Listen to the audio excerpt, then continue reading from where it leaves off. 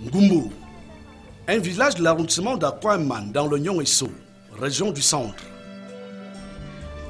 Ngumbu est situé à 85 km au sud de Yaoundé.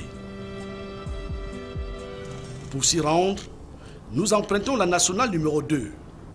Traversons la ville de Mbalmayo et le fleuve Nyong.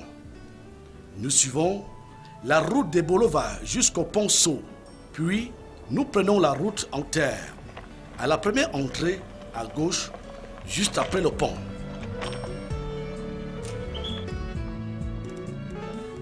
La rivière Fala nous accueille à l'entrée de l'arrondissement d'Akwaman. Nous traversons ces eaux noires sur un pont en piteux état.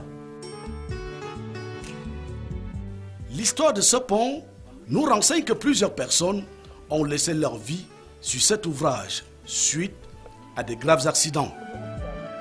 Ces billes de bois noyées dans ces eaux est l'illustration du dernier accident survenu le 23 décembre dernier. Un grumier a terminé sa course ici.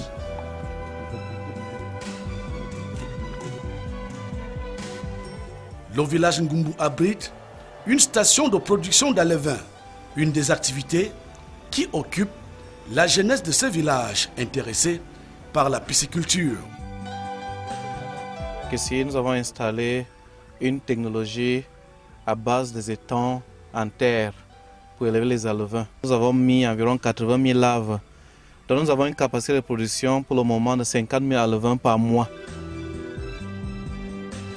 Les cultures de palmiers à huile et du cacao sont pratiquées, ainsi que celle de la banane plantain, le macabo et le manioc.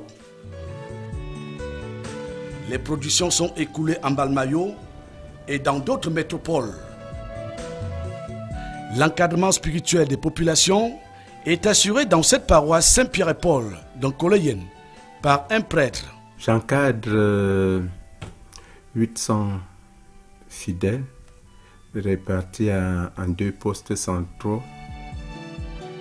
Ngumbu dispose d'une école publique avec un effectif de 104 élèves encadrés par 2 enseignants. La coupe abusive et illégale du bois appauvrit le village de son potentiel forestier. Ces problèmes ont été présentés à l'autorité administrative en tournée de prise de contact dans ce village. C'est une coupe frauduleuse qui se déroule tout azimut dans l'ensemble des villages de l'arrondissement d'Akwaman. Et c'est un serpent de mer pour cette localité. Ce combat est mené des années en année, mais n'a pas encore trouvé de vainqueur.